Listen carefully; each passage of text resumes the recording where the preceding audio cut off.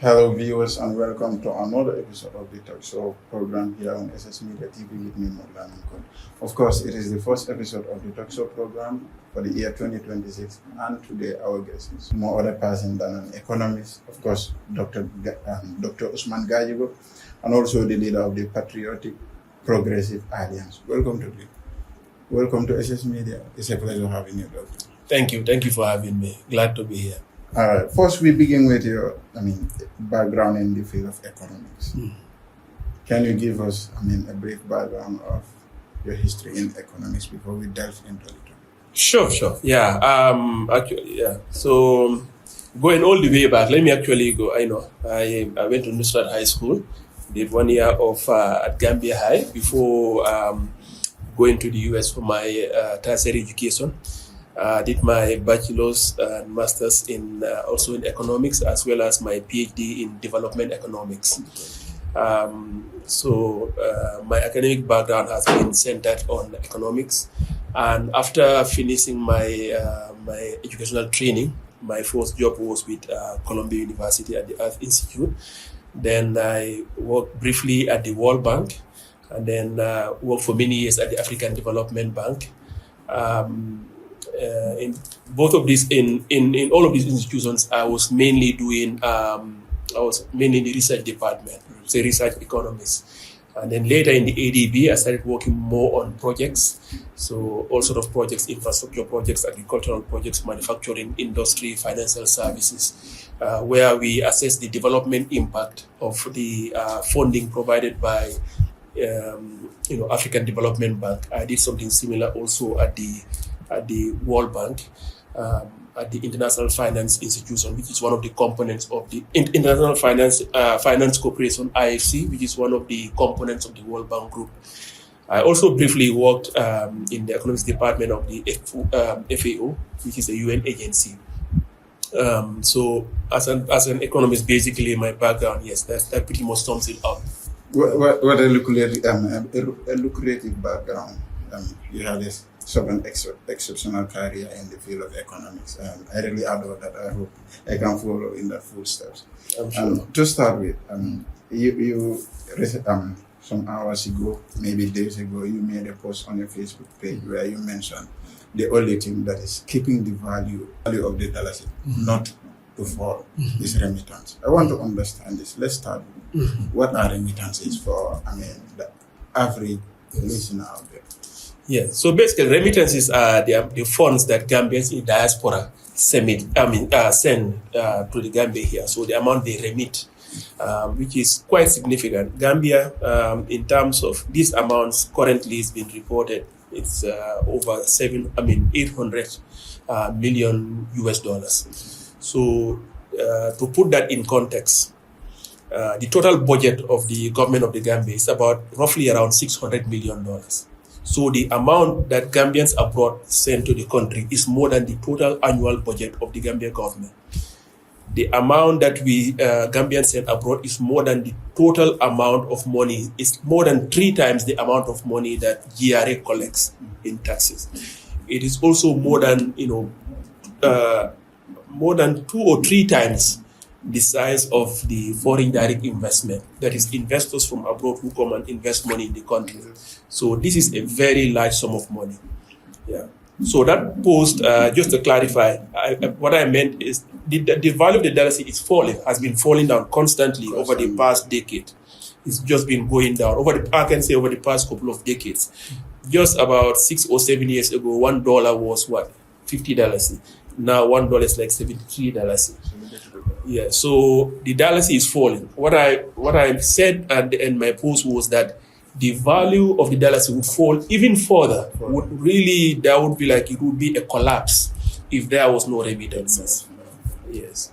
Well, we want to understand this. The mechanism. What relationship does remittances have with the value of a particular currency? And in this context, we're talking about the Gambian dollar. Exactly. So think of it, the value of the currency is determined by many things.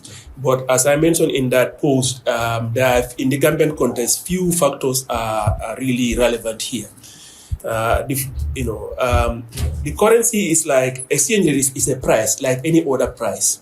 It's determined by supply and demand. When the demand is high, the price goes up. When the demand is low, the price goes down. So you have to think about what are the things that creates demand for the Gambian currency. One of the main things is if we export. If anybody wants to buy a Gambian product, you need Gambian dollars. So if we export a lot, it will increase demand for our currency. So our exchange rate the value of the dollars will go up. Unfortunately, in the Gambia, we don't export much. We import far more than we export. So our imports are about almost 900, close to $1 billion. Our exports are only 300. So we have a trade deficit of like 700. So that would be an area that would help, increase the value of the currency if we had export. Unfortunately, we have the opposite. So that's out of the question. The other factor that will also increase the demand for the currency is if foreigners want to invest in the Gambia, if we have high foreign direct investment. The problem here is that, unfortunately, foreign direct investment in the Gambia has been very low. In fact, the total foreign direct investment is roughly about $300 million. Again, it's a very low number. So the demand coming there to appreciate our currency's value is very low. So it's not happening. So there are other factors here. But right now, if you look at remittances, so when remittances are being sent into the country, it's basically Forex, hard currency that is being sent by our Gambian compatriots in North America, in Europe, in other parts of the world. Yeah. So when these things come, they have to exchange into dollars. So it creates a demand for the local currency. So it causes the value of the dollars to be up. Now, so when you look at these three factors, all of those other two factors that I first mentioned in terms of trade deficit, in terms of foreign direct investment, right now they are all going in the wrong direction. So they are pulling the dollars down. So on the other hand, the remittances is the only thing that's going up. So, and we also know that the exchange rate of the dollars has been constantly falling. So the logic tells you that if remittances were also not there, then what would happen is like it would be a race to the bottom. It would totally collapse. Right now, we probably could, let's say the remittances if they were a quarter of what they should be, what they are right now, we would be in a situation where the dollars could be trading for several hundred, $1 would be trading for several $100. Yeah, which would really ruin our economy. That sounds serious, Doctor. Yeah. Let's talk about foreign direct investments, because you did talk about foreign direct investments and how they affect, the value of your currency. Now, you did talk about foreign direct investments going into the wrong way. We want to understand this. What do you mean if you say they go into the wrong ways, and what are the causes for them to be going into the wrong way in Ghana? It's a very good question. First of all, foreign direct investment, let's talk about what it means and why it's important. Yeah. It basically means foreigners or any non-Gambian bringing capital and investing in our country. This is obviously very important. It means somebody is bringing capital, undertaking an economic activity. This generates economic activities. It means either they will be buying products from Gambians, selling us something, or employing Gambians. Sometimes it also means bringing new technology, new ways of doing things. So the benefits are enormous. It means more goods and services, newer goods and services, higher quality, new employment, and a lot of other things. It means introduction of new technology. If you look at in the Gambia here, we look at some of the major foreign investments that have happened. We've had issues like a company investing in the energy sector, selling electricity to the Gambia. We've had Chinese companies working in Brufut and Sanyang, undertaking fish meal processing and fish oil. Now, the reason I said we have the wrong kind of foreign investors is that in any sector that you have a foreign investor in, you have to think about how it will improve that sector before you even talk about its general effect on the economy. Let me give an example. Suppose a foreigner comes and wants to invest in the agricultural sector. Should that come at the expense of Gambian farmers? Should it make us even hungry? No.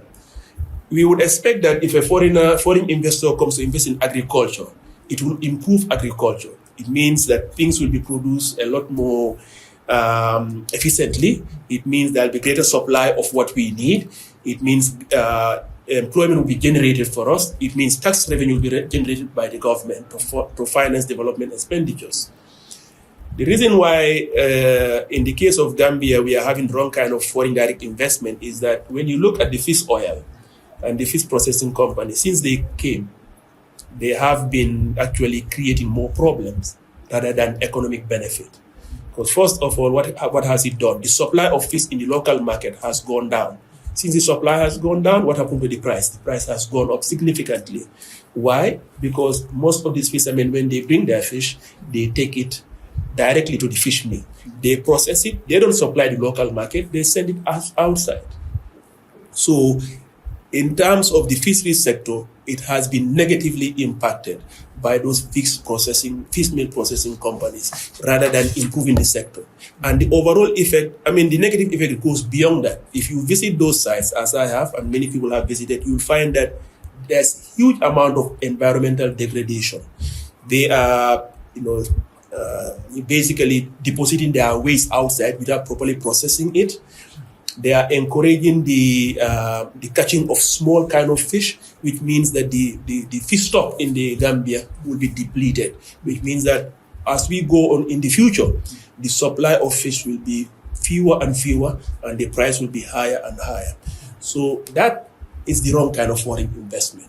When people talk about foreign investment, it should improve that sector, create employment, doesn't lead to environmental degradation, doesn't deplete natural capital for future economic activities. The same thing in energy. Normally, if a foreign company is coming here to sell us energy, it will be a good thing. We'll have more supply of energy, like electricity will be supplied. It will be more affordable. The price will go down. But what happened with car power ship? We had a company that came here, sold electricity to NAWEC at very, very inflated high prices. During the time that car power was here, from 2017 to 2024, did the price of electricity go down? No. Did reliability improve? No. So these companies came in, made a lot of money. We spent over $200 million paying that company over 7 years. That's a huge amount of money. If we actually use that money to build a power plant, that power plant can supply every household in the Gambia until we export some. So those are the two prime examples I had in mind when I said in the Gambia, we are in fact having the wrong kind of foreign investment. Now, we want to understand this. How do foreign direct investment affect the value of currency? How is it affecting the depreciation of the Gambian currency? No, good point. So basically, the foreign direct investment here is, the way it affects is that if a foreigner comes, they want to come and invest in the Gambia. You cannot come to the Gambia and spend US dollars or pound sterling. You have to first exchange it. So when you are a foreigner, whether you are from China, whether you are from Turkey, whether you are from UK or US, you come in with a foreign currency. That foreign currency means you want to do, as a foreign investor, you want to do business in the Gambia. You have to hire local workers. You have to look for local suppliers. You have to build your structures. You have to acquire all sort of local inputs. In the process, you are bringing foreign currency. And that foreign currency, you cannot spend it. No shop or business will, even if they take the dollar, they have to go and exchange it before they can use it. So in the process of your economic activity, you are creating demand for the dollars. Remember what I said, the exchange rate is a price. It's like any other price. When the demand goes up, the price goes up. So when people want more of the dollars, the value of the dollars goes up. So when foreign direct investment comes in, whatever activity they have to do, they must bring foreign capital, foreign currency into the economy, and that will create a demand for the dollars. This is why foreign direct investment has a positive effect on the value of the dollars. Normally, the more we have it, the less we will be. Now, let me go back to the example why the energy is the wrong kind of foreign direct investment. Because in that example, why is it that didn't increase? Because the agreement, which is called the power purchase agreement, that the Gambian government had with car power ship, stipulates that we will pay them in dollars. Instead of paying them in dollars, we're paying them in dollars. Yes. So which means now we actually have to, the dollars we have now, we have to look for dollars. So it means that signature, that agreement with car powership actually, made our dialysis fall in value instead of increasing in value, which is why I said these are the wrong kind of foreign that would have been a very good opportunity for us to have our dialysis escalate.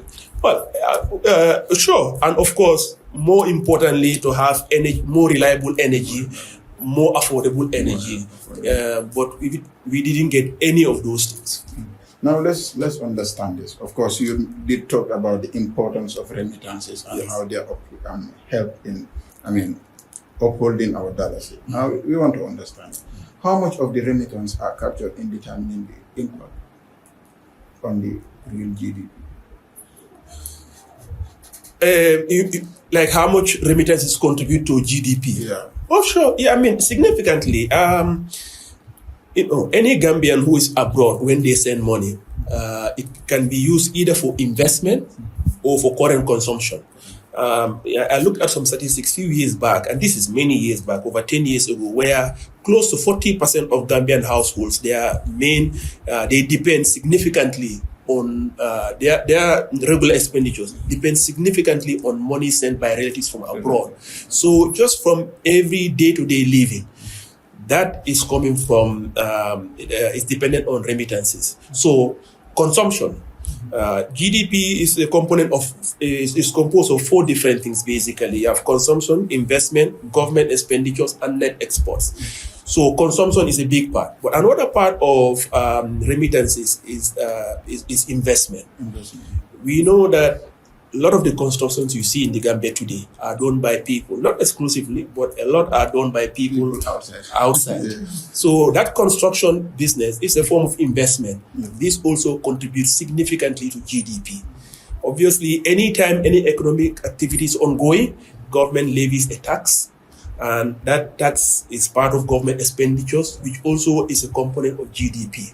So remittances, their value extends just beyond helping to control the dialysis from undergoing a free fall. Mm. It's also very important because they actually are a significant component of GDP.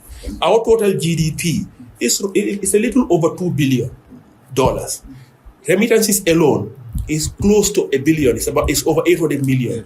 So which means our remittance as a ratio of GDP is one of the highest in the world.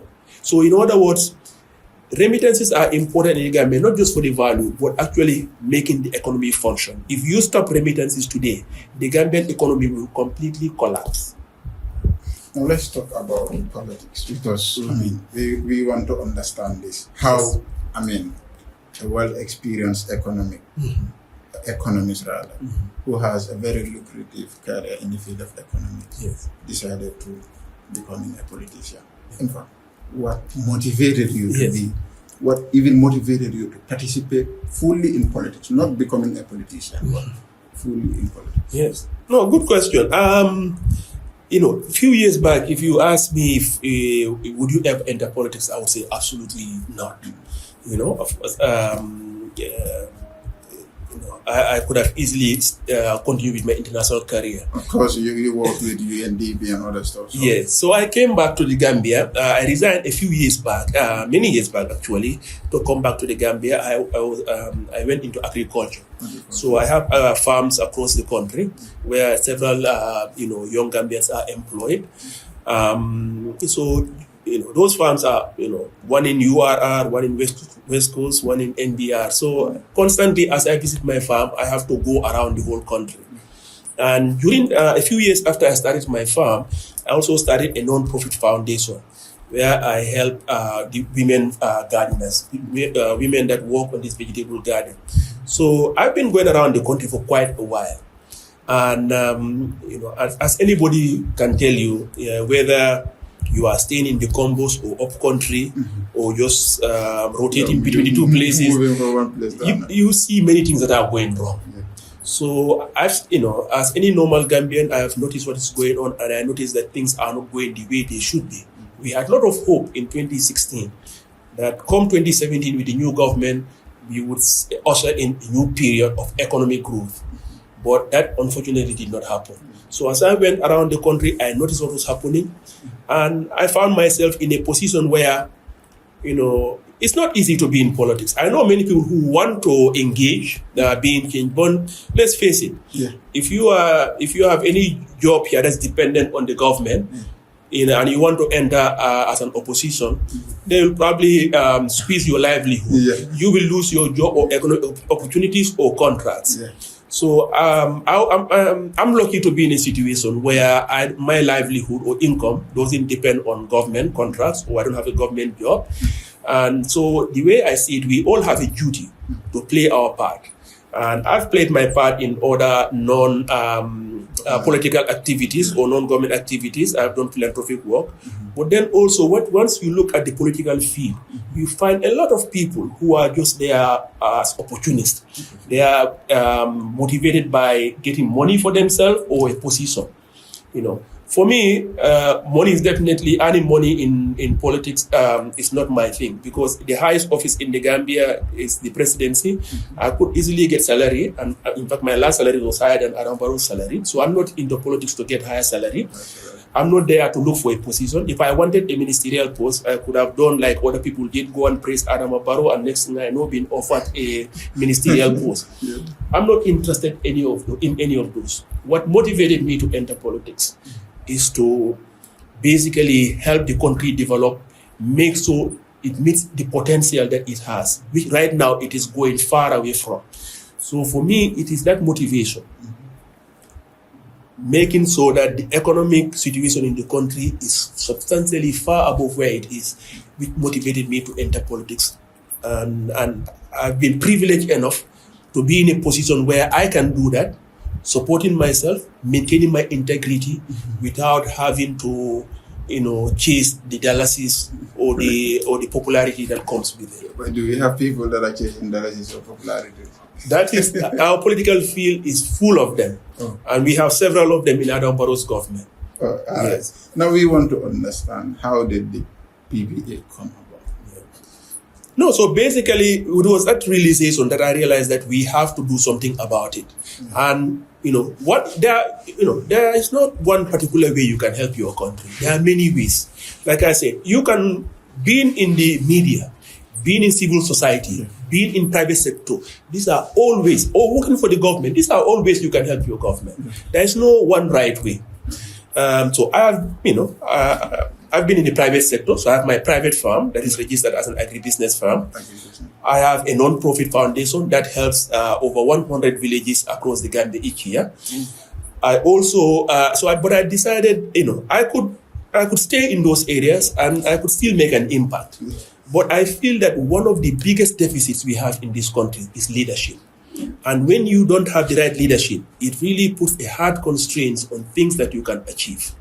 And, so for me, this is one of the main motivating factors to enter politics.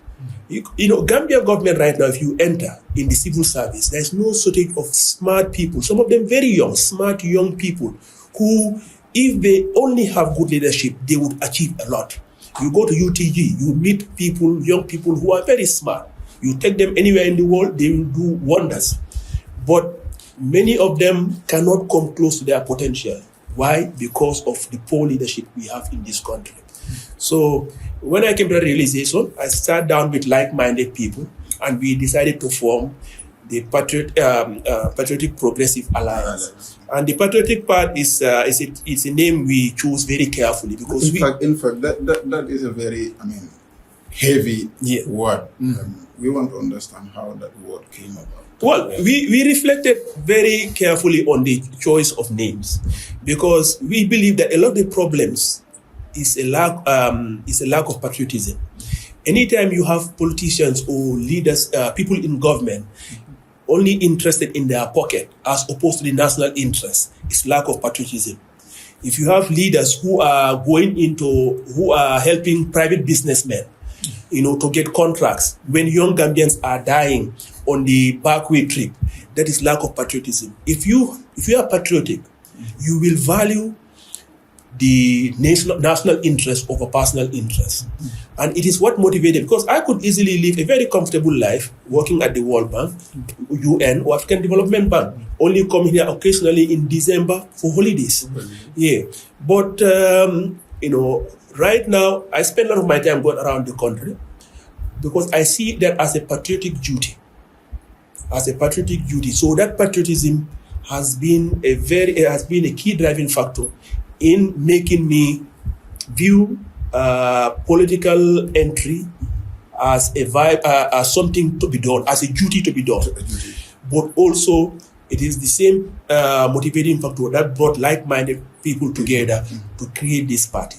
All right, now the next point is, we all know having a base in politics is very important. Yes. And of course, in Gambian context, most of these big parties have a base where they can say, well, no, even if I lose there, but this place is mine. PPP has a base, and how strong is that? Well, it's a very new party. So I cannot tell you we have a base right now because it's a very new party that is only come into existence a few months. We are in the process of building that base. So that base is very important, as you said. But given that our goal is to form a national party, our aim is to make sure that our base is broad and is nationwide. And our engagements have reflected that. We are not just sitting here in the combos, just only granting interviews. No. A few days ago, I was all the way in Woolly. Of course, I've read from your Facebook post that you were an yes, a voter engagement. So we will come to that. Exactly. So in a few days, we will be in Badibur. In any given week, we are in different parts of the country. So our goal is to build a base that spans the whole nation. That spans the whole nation, of course. As you heard from Mr. Gajigo, if you are joining us right now, this is Mr. Usman Gajigo, of course, an economist and also the leader of the Patriotic Progressive Alliance. Mr. Gajigo, now we want to understand this. You engage on a voter engagement tour. We want to understand this. How fruitful do you think your engagement was? No, it's actually our engagement has been very, very fruitful and very rewarding. Because again, it's not I didn't just get up one day and said, I'm going to form a political party. Because when I returned back to Gambia a few years back, like I said, I've been engaging with the people. We've been, through my agribusiness activities, through my non-profit foundations, through many community engagements. It is with these engagements that I came with a better understanding of what the problems are in the Gambia. Of course, I'm an economist. I could easily just look at official documents and diagnose some economic problems. Yeah. But economy understanding it is important only to the extent that it improves the lives of people. If we say the GDP is going up, that's fine. But is it corresponding to generation of employment for young people? Is it reducing poverty? Is it improving food security? If those things are not happening, the numbers don't mean anything. So for me, I've seen the economic indicators. I've read them. Every time they come out, I see what they say. But it's my engagement with the people that, to me, is the most important economic indicator. And when I go around the country, you see a country where food insecurity is high. I think we will come to that. Yes, you see a country where joblessness is very high. You see a country where the agricultural sector is not getting the support that it needs. And it is this direct engagement with the people that really allowed us to motivate us to enter. And therefore, when we approach people, we talk about issues that is relevant to them. We talk about issues where we've actually engaged them on. Through my non-profit work, I have actually helped many of these communities. So when I stand before them and tell them, I am leading a political party, I'm addressing such and such problems. Those problems are relevant to them, and they also know that somebody that is speaking to them is somebody that has credibility. Exactly. I mean, we want to understand now. During your tour, of course, you met with different people. And what were they saying to you regarding the situation of this country? I mean, during your engagement, what were the people saying regarding the current situation in this country? Basically, the story is remarkably similar. Basically, is that the cost of living is high.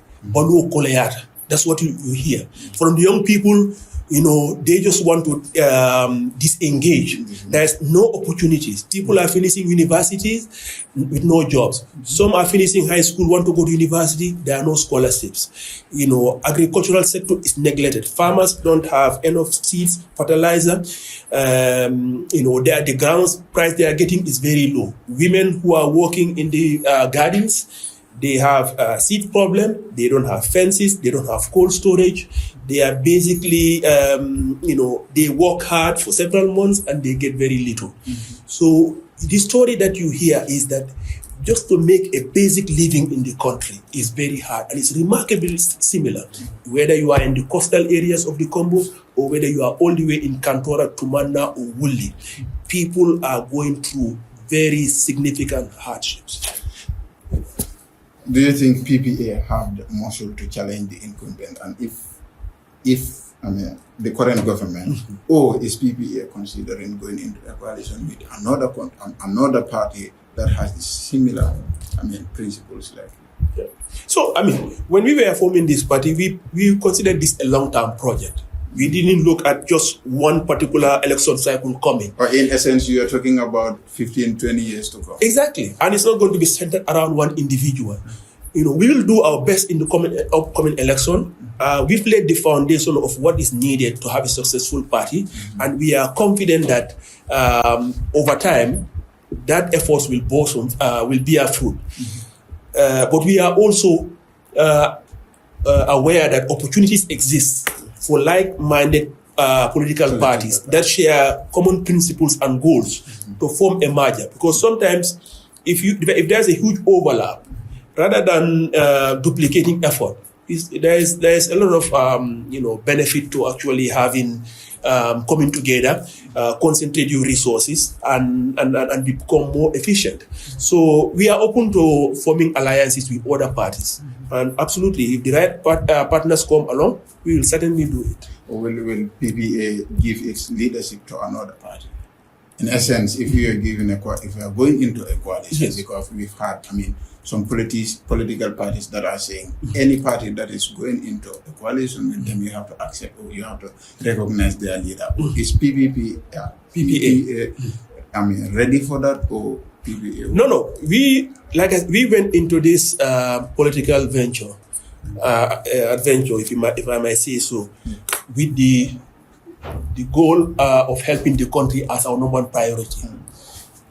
If we find a coalition partner where we believe that leader can bring the needed change, and that coalition is necessary for the for achieving the goal of bringing a real change by removing this Adam Barrow government and replacing it with a better government, it doesn't have to be Usman Gajigo. I don't have a burning desire to be. While I would definitely want to be a leader, it's not like either me or nothing else. I don't have a burning desire where I have to be the leader under any circumstances. What is more important is the national interest. If the national interest is better served with another leader, I'm more than happy to step aside and help that eventual government achieve the goal of developing the country. Well, that is clear. Dr. Gajigo is more than ready to support, an individual or a candidate who is ready to change the scenario in the country. Yes. If that is the candidate that really is going to bring the national interest the national interest. Now, I want to ask this last question before we go into, the youth and irregular migration. What will a PPA government do to tackle all these, misfortunes that we have discussed, the depreciation of the value of the dollars? No, we have our manifesto, which will be released. But I can tell you the areas we will prioritize. That will ensure that these problems that we are talking about, lack of economic opportunities, lack of jobs, increasing poverty, marginalization of agricultural workers, all of these things can be addressed. In our economic program, the first thing that we are prioritizing is agriculture. That is very important. And when we talk about agriculture, people might think that it's only the issue of food supply. It's not only that. Obviously, that would be a first order effect. When agriculture gets prioritized, it gets the investment and the attention that it needs, food problems will become a thing of the past. But the other thing it does is that it is the productivity increase in agriculture that will bring about economic transformation. Right now, our economy has always been the same, where you have low productive agriculture on one hand and low services, which is dominated by tourism on the other hand, or retail trade. Those are the only things.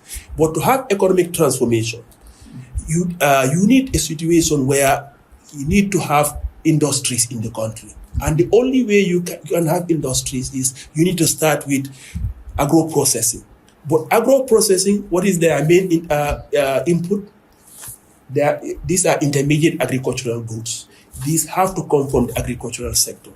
Unless and until you invest in agricultural sector, where people go from subsistence farming and they generate agricultural surpluses, you're not going to have agricultural processing. And without that fourth step of agro-processing, you're not going to have a manufacturing sector. This is a sector which has been missing in the Gambia. So when people leave rural areas, they just go to a different sector, but it has equally low productivity services. And what we need in this country is a sector that generates jobs that are high quality, that a university graduate can say, hey, I want to go into this sector and work. That may not be an office, but it is something that will give me quality wages and salaries I can support a young family on. So when you prioritize agriculture, you transform the whole economy. And as an economy generates jobs, young people will see an economic future.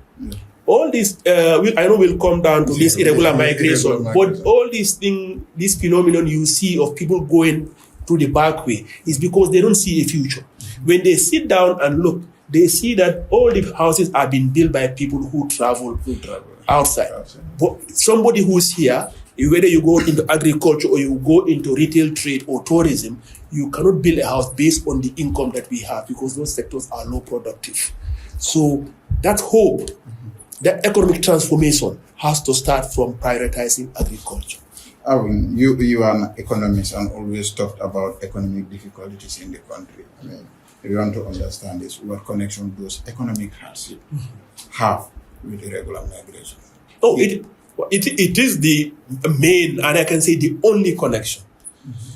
Listen, if irregular migration involves just everybody taking first class plane, air ticket and flying first class, then we wouldn't even need to, we don't need to talk about why, because we just say the traveling itself is enjoyable.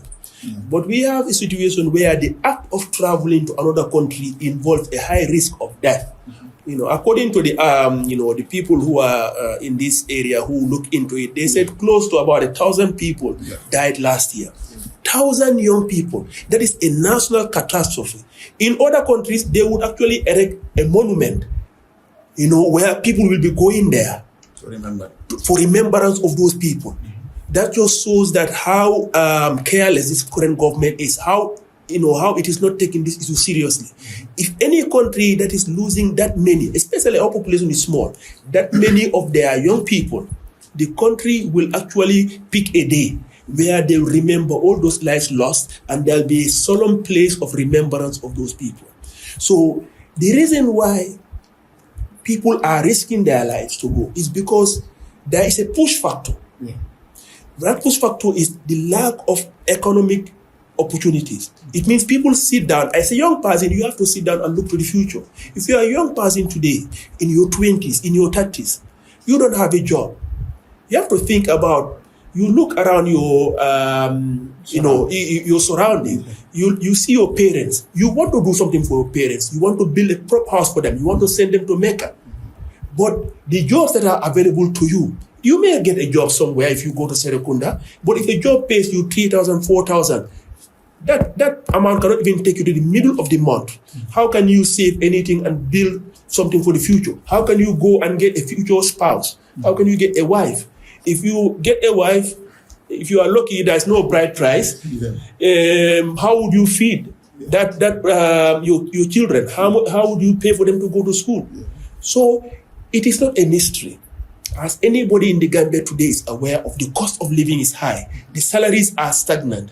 So young people who have aim and ambition, who see things that they want to achieve, they are willing to take whatever risk to go. And this is why we are seeing these high fatalities. This is why we are seeing these high numbers of backway migrants. What do you have to say to the claim made by the president that these young people are actually embarking on this journey, not because we don't have job opportunities or economic hardship in the country? I will tell you a simple answer. That claim is completely wrong, and the government officials, including Adama Barrow and Ismaila Ceesay, who say that they themselves know that is wrong. So you two individuals, the statements you are making are factually wrong and are irresponsible, and it means that you are not having any empathy for the Gambians who are going through the hardships that they are experiencing right now, and you should know better. All right. I mean, what are some of the dangers economically that this irregular migration will cause on the future of the Gambia's economy? Well, the number one, many of these people who are going regular migration don't also have good information of where they are ending up in. If you end up today in Spain or Italy, sure, you might get lucky and get something, but it's not going to be as easy as many people think it is. Number one. So a lot of people will endure a lot of disappointment. They'll go with very high expectations. They leave families here also with very high expectations. But we see the success stories, but do we see the failures? We see the people who are building houses, but for everyone who's building a house, do we know how many who are struggling to even eat? I once lived in Rome, working for FAO. At night, I would visit the main train station is called Terminus train station. And I would find Gambians there at night, spending the night at train stations. I'll go to bus stops, I'd find young Gambians there spending the night there. So the economic effect, there are a lot of social effects, but the economic effect, number one, is that you also have a country that is exporting its most vibrant, its most dynamic population segment. People, when they are in their 20s and their 30s, they don't have too much skills. They are still learning. Many of them, they still are undergoing training. But these are the most dynamic part of the country. So if you have, if this is your biggest export, it's a big problem. Yeah. And if it's one thing, if all of them, the moment they leave, they strike it rich and they come back and bring things. But as I said, not everybody is able to strike it rich. Yeah. And a lot of them undergo some further hardships even after they make it to these countries. So this is a problem that should concern all of us, and it's a tragedy.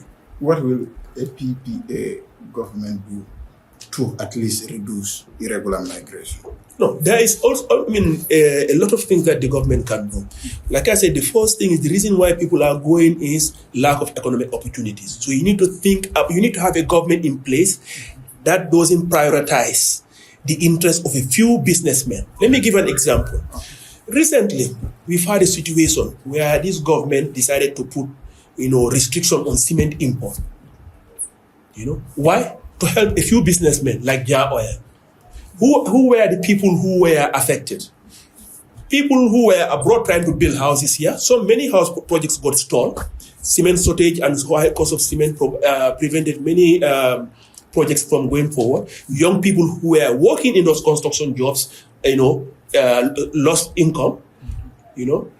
I know some Gambian who were in the US who came back after making it there. They came back to start businesses, and some of them bought trucks. I personally know two of them where they bought a lot of trucks, and then they are going to involve in the cement importation business. Their business completely collapsed. So we have a government here that is prioritizing the interests of a few connected businessmen at the expense of the many. If you also have a government that prioritizes the youth and economic opportunities for working age Gambians, they will focus on investing in agriculture. But recently, I made a post in Facebook where I went to Sapo. Of course, we will come back. Where that area supposed to be our premier agricultural research station is completely collapsed. I mean, you want to weep, you want to cry when you go there. We have a Minister of Agriculture who thinks his primary job is campaign chair. He spends more time campaigning than focusing on agriculture. The past 3 weeks, this ward lesson in Bantanjang, his car was parked in front of his compound, the family compound in Bondali for weeks. He wasn't seen anywhere here in the Combos. He spent weeks in Fonyi Bondali, campaigning there. That whole area, he was just campaigning. He had no attention, no time for agriculture. Also, if you are a government that cares about irregular migrants, you want to address it. When European countries, EU countries approach you for opportunities, you just don't go and do whatever they tell you. Right now, those EU countries are coming in, putting a lot of efforts into security measures, equipping the police, Coast Guard, things like that. The Gambia government is their responsibility to tell those partners, we all have the same goal. You don't want too many illegal migrants. We want young Gambians to have opportunities in our country. The focus here should be help us develop programs and economic opportunities in the Gambia. Why enter into some agreement with Spain where over a given period only 100 people go? 100 out of how many youths are in the Gambia? Thousands of No, millions. What would 100 do? But all it takes is a few million. You can have industries here that will hire thousands and thousands of Gambians. These are the things that a real government, and I can tell you, a PPA-led government will be able to prioritize what is in the interest of youth to make sure that young people, they begin to see a future in the country. As long as they don't see a future in the country, this backward migration, nothing will stop it. All right, I'm afraid we have to take a short commercial break and we will be right back.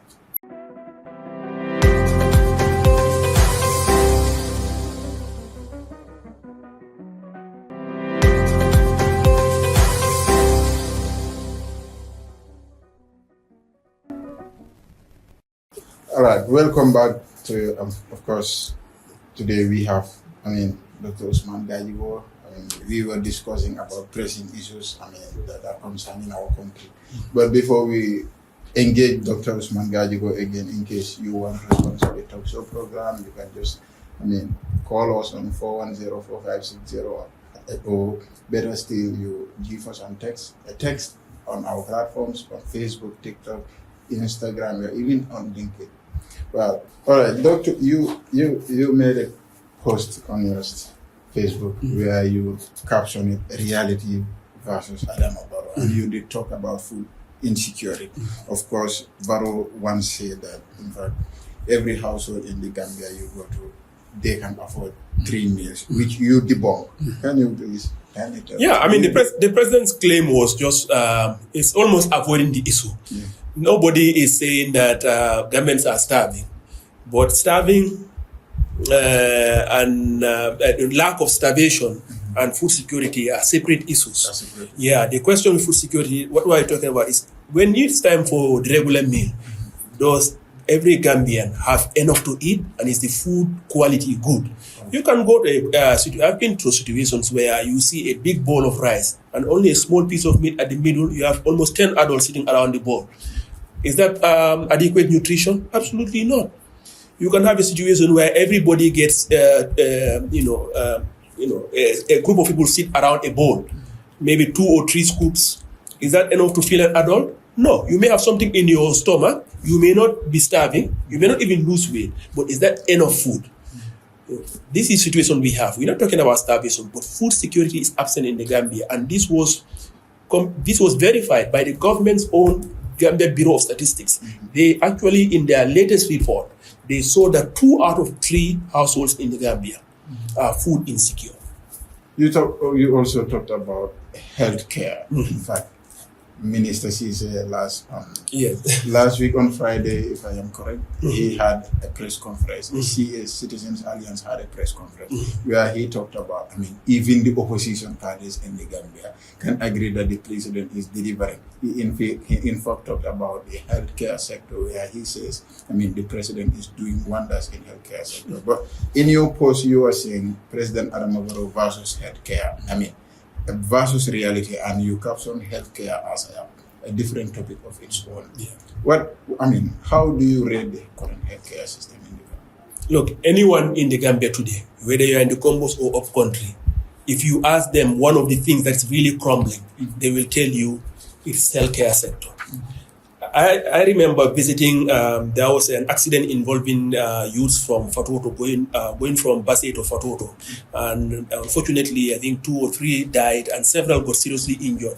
Some were brought all the way to Demban Clinic. I went there, and that day, my eyes were really open. You have a facility that's supposed to be a teaching hospital that is in a completely sad state. You had patients that were lying on the hallways on the ground. Some patients were in fact removed from their bed that are still not fully recovered to make way for some patients who are more seriously injured. And they were not being transferred on the facility, they were just put on the ground. You have some patients there who are there weeks waiting for surgery. Each and every single patient, they are always given a prescription. They have to go outside and buy very expensive medication. No medication is available on site. Equipments barely work. If you go to up-country, small health facilities, the same people will tell you the same thing. The cost and the quality of service is low, the cost is high. Basically, there is no doubt in anyone's mind. The only people who are pushing this false narrative is Adama Barrow and his ministers, who are trying to convince us that we have a great healthcare. In fact, Adama Barrow went and made that ridiculous statement that people from America are coming here to get healthcare, when his own presidential advisor recently went all the way to India. I guess Adama Barrow forgot to tell him that we have first world medical facilities in the Gambia. Maybe it was itself that way. So again, the reality is there, and average Gambians see the reality. But Adama Barrow, instead of addressing the reality, he wants to tell us something that is completely different. Like again, a few days ago, he told us Brufut looks like Dubai. Again, if you don't have to go to Dubai to know that. Even if somebody says Brufut looks like Dakar, we know that would be an extreme exaggeration. To say that Brufut looks like Dubai, and this is a video, there's no way they can deny this. It means that this guy lives in an alternate universe. So because the reality that we live in, no correct human being would confuse Dubai or even come close to comparing the two. Were you disappointed by his statement? That Brufut, the moment he ended Brufut, I don't know if disappointment is the right word. First of all, I was shocked. Initial reaction was being shocked, to move into disbelief, and then later, I guess, to actually, grapple with the whole situation a bit and not to go insane. It was basically to think of it as a ridiculous statement that just needs to be ridiculed. How do you feel whenever you see the president make such kind of statements? How do you feel as a Gambian, not a politician? No, it's sad because right now, whether or not you want him to be changed, at this very moment as we are speaking, the president of the Republic of the Gambia is Adama Barrow. Every word he utters, every action he takes has a consequence on all of us. So when the president says something that doesn't give any indication that he's going to address our problems, it is a sad reality. So as a Gambian, not even as a politician, but as a Gambian, I come to the realization that we have the wrong leadership in power. All right. Finally, I want us to talk about SAPO because, you made a post where you shared some dilapidated buildings in Sapo, and you shared your frustration about the conditions of Sapo. Tell us, in fact, we want to understand how the Sapo came about and what was Sapo's role to our economy. Sapo, I don't know the exact year that Sapo was established, but I know it's been around for well over 4 decades. It's in CRR, so basically just a few kilometers from Brigamaba. very close to the river. So it's not on the main road. So once you reach Brikama Bar, just between Brikama Bar and Kerewan Sambasira, you branch off towards the river. So a few kilometers will reach Sapo. It's an agricultural research station. But they focus mainly, though not exclusively, but mainly on rice cultivation. And it's been in operation for decades, as I said. And in the 80s, of course, I was a kid at I didn't go, but for people who used to work there, if you speak to them, it was a facility that was staffed by a lot of agricultural officers, a lot of projects were being done. The place was well kept. The staff that were posted there enjoyed living there in those facilities. But what I discovered recently, and I discovered this many years back because I've been going to Sapo over the past 5 years, I've been going through there. What you notice is that here is symptomatic of the disregard and the neglect of agriculture. We can talk about the neglect of agriculture by focusing on the amount of budgetary allocation, both to the in terms of agricultural investments, in terms of low prices that farmers get, in terms of lack of investment for women gardeners, or our low productivity in rice. But if you want to see something physical that embodies this neglect, that disregard for this important sector, Sapo is the place that provides that. And I would really encourage any Gambian who has a chance to go to CRR to please visit Sapo and see it for yourself. I mean, I took over 50 pictures. Of course, I only posted about 10. But every street you go to, almost every building, I would say at least 70 to 80% of the buildings are in that condition that I snapped. Staff quarters, roofs blown, windows gone. I mean, people are still living there. This is a government facility. With that condition, people are still living? No, there are people there. There are people living there who are supposed to work. But if the facilities are in that condition, do you think anyone working there would be achieving any results? Absolutely not.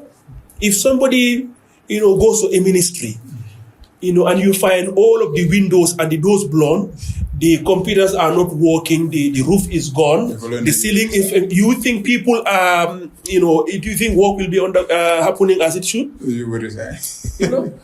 But this is the reality. This is our premier agricultural research station focused on rice cultivation. So it tells you why our rice situation is really terrible. Currently, we import 90% of the rice that we consume. Our rice productivity in the Gambia is the lowest in all of ECOWAS. So in essence, the main reason for Sapo's rice field has been defeated. Well, the point of that of Sapo is to serve as a base for the implementation of many rice-related projects to undertake activities to improve rice productivity and production in the country. So that is not happening. So our rice production has been going down, productivity has been going down. So it means what Sapo is supposed to achieve is not happening, and that can be attributed purely and solely to government neglect. How disappointed were you when you first stepped into Sapo and you see those buildings in that condition, given that this was a place that should, in fact, help us grow our economy, especially our food security sector? No, absolutely, because I heard a lot about Sapo growing up. I met a lot of people now who are into other walks of life who used to be posted in Sapo. And I recall the stories they told us about what was happening in Sapo, what the conditions were like there in the 80s, I think 80s and early 90s. So when I finally went there a few years back, I contrasted what I saw versus what I was told. And that was a really depressing situation. Well, before the final question, we're still talking about Sapo. The conditions at Sapo. Now, assuming that PPA government is elected into office, what will you do to improve the conditions at Sapo? Oh no, that would be very easy. Do the investments that are needed. First of all, a lot of development assistance and loans have been provided to the Gambia to develop the rice sector. And if you're going to develop the rice sector, you have to invest in the areas that are going to support the sector. But what has the government done? They have completely wasted that money. So the way to address that is not to come up with anything new or to reinvent the wheel. It's just to do the simple basic things of putting money where it's supposed to be. I'll give you an example. In 2017, the ADB gave the Gambia $500 million as a loan to develop the rice sector. What did the government do? Adam Barrow's government went and gave it to his friend Abubakar Jawara. What did he do? He went and completely destroyed the rice fields in URR, in Tumana, and in Wuli. So instead of helping those people, the project actually set them back. In the village of Limbambulu, instead of 50 hectares being improved, they actually destroyed the rice field. They actually grew in less than 10 hectares. So another loan recently was taken by the government from the Islamic Development Bank to go and redo that project. So basic project implementation, if you can do that, execute projects as they are designed, it is very easy to make Gambia rice self-sufficient. All right, Doctor, to wrap up the discussion, Dr. Cisse did mention that even, in fact, he says this statement at a press conference held by organized by the Citizens Alliance at the Benjamin Hall in Tradas. He did state that even the oppositions in the Gambia agree that the president is delivering to the Gambian population. How do you feel by his statement? And is that so with you? Do you believe that Adam Barrow is delivering progress to the Gambia? I don't know which opposition he is referring to. So that he says opposition parties. Yeah. He didn't even talk about one opposition. He should at least reference them by name so that maybe those people can clarify whether. I can tell you for us, and I listen to opposition leaders speak to the press all the time. Yeah. I don't see any current opposition leader that is praising Adam Barrow for delivering on progress. Yeah. Of course, the government has implemented a few projects here and there. Yeah, you can see some roads are being constructed. Yeah. Sure, yeah, we'll grant him that. Yeah. But there are a lot of things that are going wrong. This government is doing a massive amount of corruption. We see that their own audit office have verified. In fact, he said the only place where the only sector where the oppositions don't agree with the president is corruption. But he is trying to civilizedly, cover it down. That's not the only thing. As I've said many times, and many other oppositions have said, agriculture has been neglected. Farmers are not getting the support they need. The payment for the groundnut price has remained stagnant over the past couple of years, while the cost of input has gone up. The rice productivity in the Gambia is the lowest in West Africa. We still import 90% of the rice that we produce. The government is interfering in the market to benefit a few business associates like Abubakar Jawara and Hamidou Dia at the expense of Gambians. Gambians are speaking loudly that there is no economic hope here because we are getting a large number of our young people risking their lives to travel outside. The indicators are overwhelmingly on the side of this government failing the Gambian people. You did talk about if there is any minister that is busy on campaign, there is no one like Demba Sabali. Yes. How disappointed are you whenever you see Demba Sabali? No, Demba Sabali, there are a lot of incompetent ministers in this administration, and I mentioned them by name. Our Minister of Finance, Sidi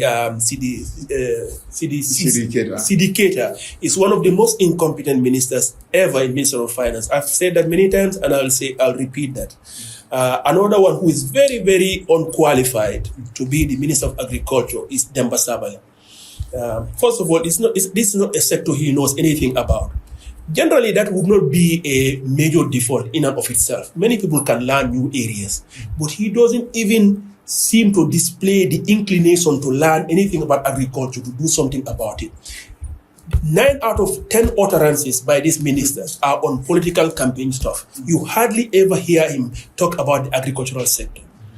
As I mentioned, the past couple of, I go to the upcountry all the time, and Demba Sabali is from Bondale. The past couple of weeks, this word by election, Demba Sabali has literally been living in Fonyi. He's been campaigning there. And this is the time of the year when the main agricultural rainy season is ending. So farmers are marketing their groundnut. They are enduring all sorts of problems. Many of them encountered problems with their wage payments. And then this is the time of the year when women gardeners who are working in these gardens, they are having trouble with their seeds, with the fertilizer and water and fencing. Yet this minister, the whole couple of weeks, has been spending his time campaigning in Fonyi Jaro and in Fonyi Bondali, because he seems, he sees his role in the Adam Barrow government as a campaign manager or campaign leader. Rather than a minister. Rather than a minister of a sector, not just of some small little sector, but of the most important sector in the country. So that one is a demonstration of his own incompetence, but the bigger problem here is Demba Sabali didn't appoint himself. He's appointed by Adam Barrow. So Demba Sabali's failure are Adam Barrow's leadership failures. Well, Demba Sabali's failure are not just his failures, but Adam Barrow's leadership failure, as Dr. Usman Gajigo rightly mentioned, did bring us to the end of the program. I have been your presenter, Modlamin Koli, and of course, our guest was Dr. Usman Gajigo. Sorry for calling you Mr. By the way, let me point something out so that everyone can know. I don't mind if somebody doesn't use the doctor title. You can call me even Usman, so it's fine. Anyway, doctor, you deserve that title. Getting a degree. Thank you very much. It's a pleasure, being in your program, and I appreciate you having me. All right, that, as we heard from him, it's a pleasure being here, and we also appreciate you honoring our invitation, even though it was somehow prompt. But that has been, I've been your presenter, Madam Nicole. Do stay tuned and follow the rest of our unbeatable programs. You can keep following, subscribe, share, and like on our post on on our Facebook channel, our WhatsApp channel, our YouTube, TikTok, and Instagram. Until we come your way next time, bye-bye from